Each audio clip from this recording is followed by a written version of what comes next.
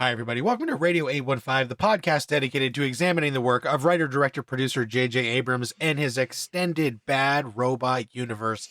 I'm Matt Crandall, here with Marcelo Inostroza, as we continue to watch the short-lived television program Alcatraz from 2012. Today we are on the fourth episode, produced by J.J. Abrams and Bad Robot.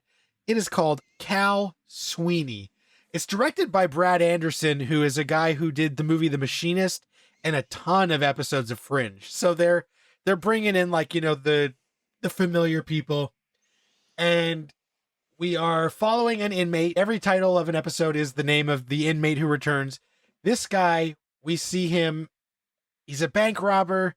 He likes to sweet talk the tellers, get close to them, and then rob the bank. He always sticks to stuff like safety deposit boxes, doesn't go in the vault, plays it safe.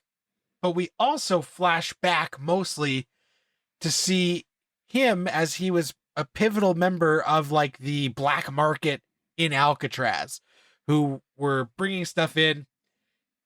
Marcelo, how did this episode work for you? Were you interested to find out why this guy liked to steal stuff, but then we see he likes to bring that stuff to his victims to get them to explain the significance of it, because he somehow gets off emotionally on knowing how their attachments to the physical things work? I like that story quirk that the writers put in, and the only reason that they did that is because this inmate from Alcatraz, when he was a kid, apparently had a massive house fire and he lost all of his earthly possessions. He doesn't have any possessions except for this one metal box that he's looking for the entire episode. And I thought that was an interesting quirk to give a serial killer. I mean, look, it's nothing that we haven't seen before, but it was a very, very interesting quirk. The one thing that I found most interesting about this episode is the little that we learned about Hurley's character, in that he doesn't have a stable home life with his parents, that he basically got his PhD and his doctorates to get his parents off of his back, and then he sort of went his own way and opened his comic book shop. I really, really liked that sprinkle of character development for Hurley's character. I hope that his character gets more development, that we learn more about his character in the weeks to come. While our big bad of the entire week is robbing these banks for these keys, towards the end of the episode, before they capture him, he's in a situation, and it turns out that he was robbing to get this metal box that had significance to him. Besides getting those metal boxes, he was instructed by someone to get something else. At the end of the episode, we discovered that thing is a key. And apparently, all our other Alcatraz victims that we've already seen in previous episodes have a similar-looking key.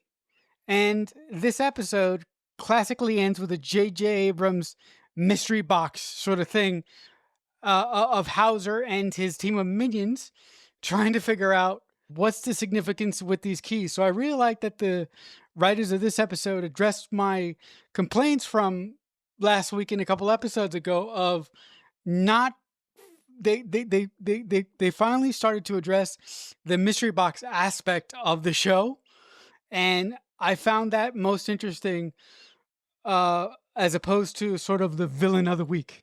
Yeah, I think that is more interesting. And obviously we found out last week that Soto had a traumatic experience as a child.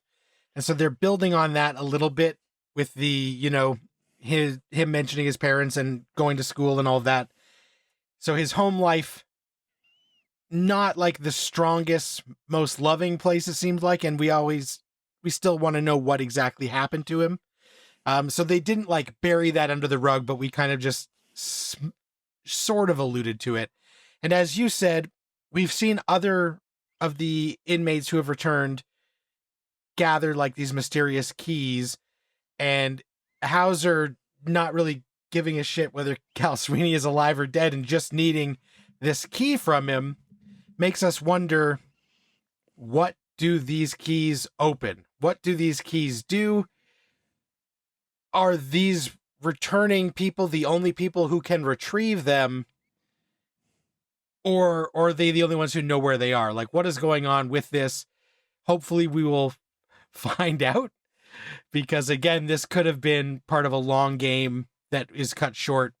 For Bad Robot fans, there is like one Easter egg early on as we are seeing Cal Sweeney running the black market. He has like a guy come who's going to train to be like his apprentice. And so he says to the apprentice, like, yeah, you can run this first job. Ask this guy what he wants. And he goes, hey, Pinkner, what do you need? And so Pinkner, obviously, Jeff Pinkner, one of the Bad Robot dudes and Fringeites. So they name checked Pinkner as one of the inmates who was coming to the black market to get something from Sweeney and his dude, I think Simmons was the other guy. So I thought that was interesting.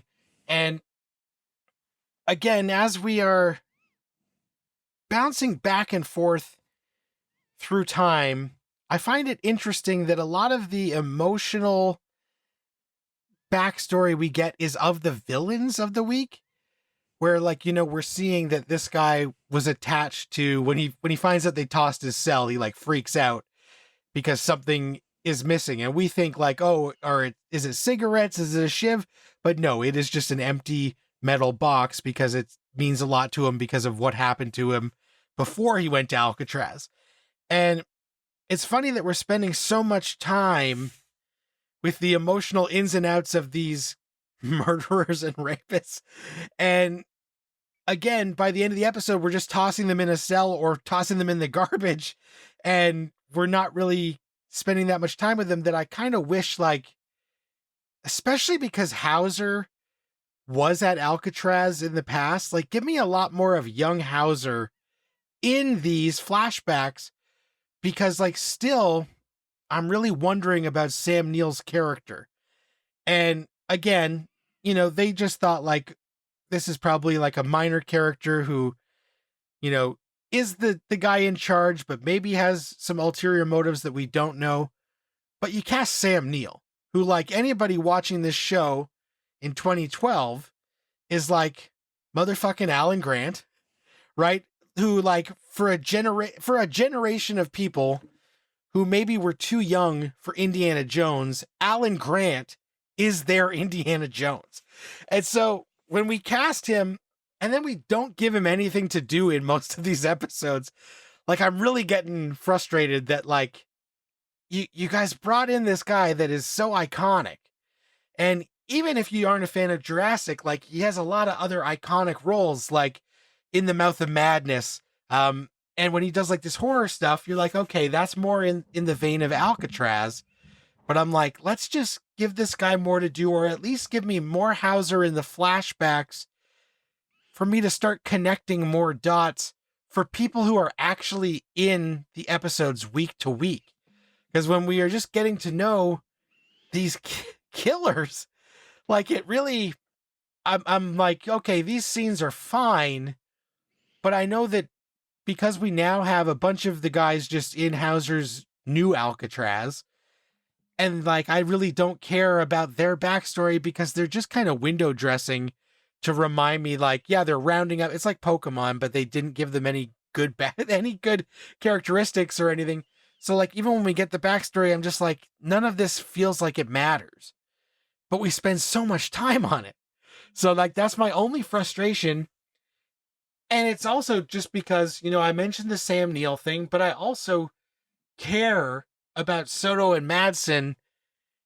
And, like, when 40% of the episode is just flashbacks that they're not in, I feel like we aren't playing to our strengths. We're spending too much time on what we thought was going to be a cool gimmick, but I don't know that it's necessarily playing out that way. Are you feeling that at all, or is that sort of my issue? No, I totally understand where you're coming from. I'm going to give you a possible solution of how the writers could have fixed it. The writers are trying to make the killers on Alcatraz empathetic to the audience, right? They're trying to make the killers come off as, oh, they're bad people, but they're only bad people because of the circumstances that they grew up in. That's all well and fine, but but if you want to make the killers empathetic, right, and empathetic and make them up as, they were good people. They were good people. They just got corrupted. Then don't make them killers in present day. Have them just focus on their mission in the present day. Have them just focus on that, right? You can make half of them killers, but make some of them good people that got sent to Alcatraz for fucked up reasons, for political reasons. If they did that, I think that you or I wouldn't mind the gluttony of Alcatraz flashbacks that we're getting, because these flashbacks that we're getting, to your point, are just showing us how fucking awful these people were. Like why should I be expected to care for an individual who was a criminal in the 60s and is still a criminal who commits murder in the present day? Like, I don't understand that. And I do also agree with you that we should get more character development on our main cast. So someone like Sam Neill. I mean, I would love to see more flashbacks of him when he was younger in Alcatraz, to see how the inmates interacted with him.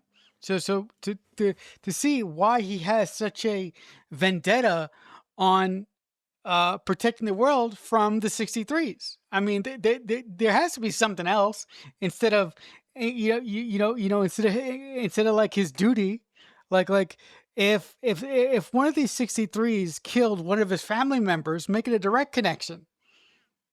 There we go. And instead of like a broader kind of thing. Yeah, I think that would be more interesting. And the first episode, the inmate we were following, Jack Sylvain, was a guy who went to Alcatraz but didn't deserve to be there. And then what's weird is that this one, Cal Sweeney, they talk about how when he robbed banks before he went to Alcatraz, he didn't kill anyone. But now that he's back, he's just murdering left and right. So Soto even says, this is not his MO. This is fucked up. Because usually he would go and he would sweet talk a teller and then go back somewhere. And then now he's using a cattle prod to murder and do all this weird shit. Maybe the process in which maybe the process in which our killers are transported from 1960 to our present day fuck them up in some way and make them more violent, like mess with their minds somehow. I mean, look, that is probably not going to get explained at all. So to anybody who's listening to this podcast and who is wishing that we're going to get some explanation as to, maybe the people that come back are fucked up in some way, and maybe that will explain their propensity to fucking kill people with cattle prods. Don't look forward to that, because that's not going to happen. I can promise you that. But all I'm trying to do, man, is I'm trying to give you a possible scenario. Why, how somebody that violent, how somebody who's not violent can become that violent in a sort of science fiction wrapper, so to speak. Right. We don't know what the process of coming back or where they have been or all of that entails. And certainly with this one, Soto even remarks that it's weird that, yes, he killed somebody, and then he didn't used to, rob a safety deposit box, then go to that person's house and demand to know why this necklace was special. And he murdered a ton of people as he did that too. The poor people who got robbed get murdered in this, and it's pretty disturbing. But I like that they are showing, some of these 63s need to be in check and need to be taken off the board. Otherwise, they might run rampant and do a lot of crazy shit. And, you know, Cal Sweeney being this guy who has just had this break and ends up doing a ton of murders while he does his robberies. It's a good thing that they do, you know, get him off the board by the end of this, because we can't have a guy like that running around. And of course, the only thing I got to say about that cattle device is, like, you can't use that without evoking No Country for Old Men. Like, I just think that's impossible. And Cal Sweeney is no Anton Chigurh, if that's what they're trying for, you know what I mean? So he's trying to get close, but you know, when you use that weapon, like, the villain has got to be A tier if he's gonna try and walk in Javier Bardem's footsteps. That's a great point. But the other thing that I found odd from a story perspective, for the first part of the episode, I was under the impression that Kyle Sweeney was opening these boxes to find a personal item, right? But I was under the impression that that personal item belonged to his wife. And I thought that he goes to visit a guy to basically try to say, "Hey, your safety deposit box was robbed, and I'm here from the bank to fill out the form so the bank could help you pay for the damages and replace whatever was in the box." His actions were very, very odd and were very, very all over the place. I think that this episode needed more time to cook, besides the mystery box elements that we got towards the end of the episode. Right. And the other thing, you know, as much as I say I kind of like half the flashbacks, I'm like looking at my phone or whatever.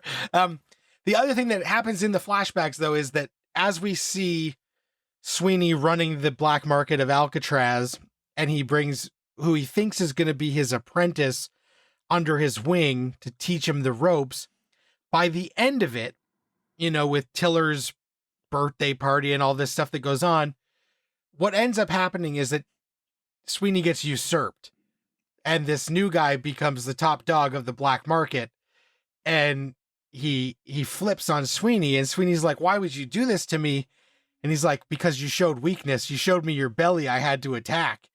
And so maybe that is why now in present day, Sweeney like is just a hardened killer. When he goes in, he can't show any weakness, and he can't leave anybody who might actually, you know, get to that underbelly and attack him, because he trusted somebody once and got fucked over in the flashbacks.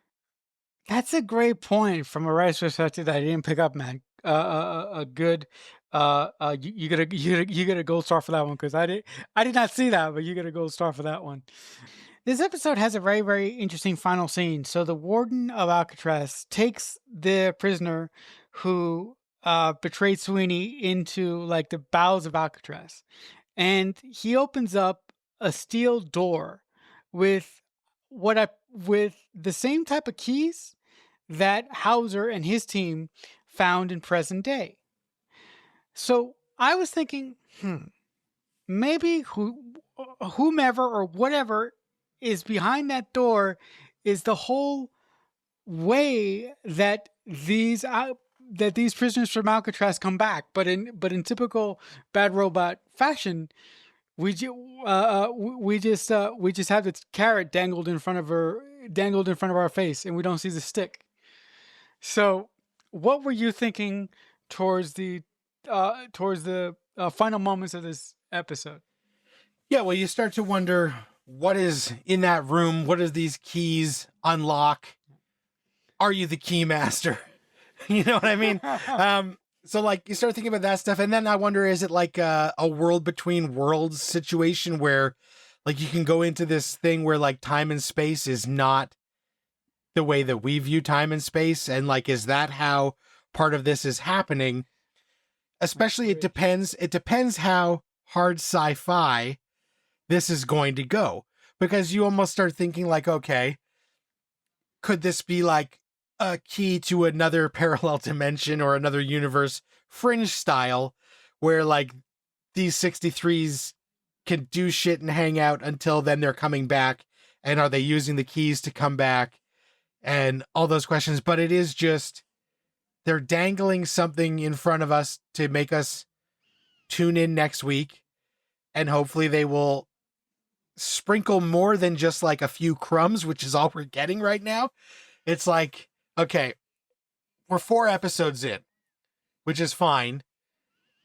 I would say like by episode 6, like if we're just getting crumbs and we aren't getting like a slice of pie, like I'm going to be pissed. So it's like, you got to give us something to keep us going more than they are right now, because a lot of it just feels like, especially because of when this came out, right? Like 2012, we've already done so many of the mystery box shows. We already know they're going to keep a lot of questions in the air to make us tune back in.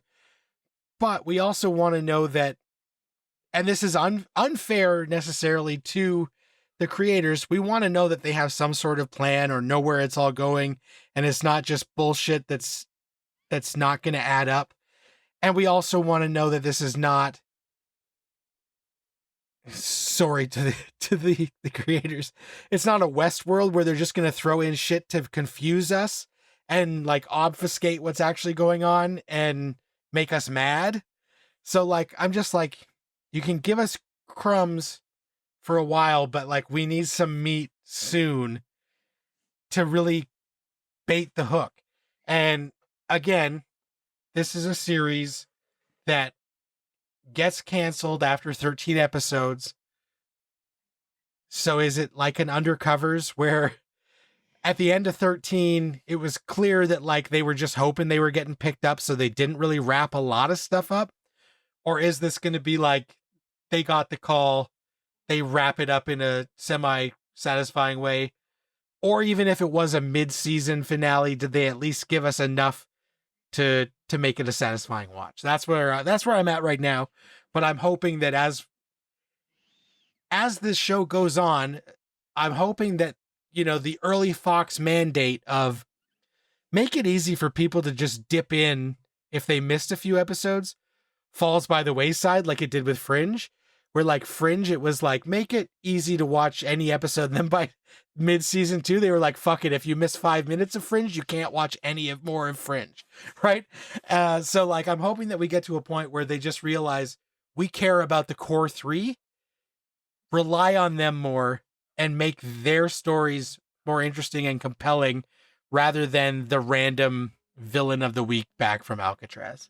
I really like where your head's at. Like, as the only person who has seen the show start to finish, like, I can't promise you that it'll be a Fringe situation, but I honestly don't remember what happens in the tail end, either at 6 or either at 6 or after 6. So I'm in the same boat as you. I really want them to start focusing more on the core characters, and I want them to do a better job at writing these 63s, because they are run of the mill as of late. I would really love to see a 63 that questioned everything that happened to him in the 60s leading up to him going into this room where we could get a world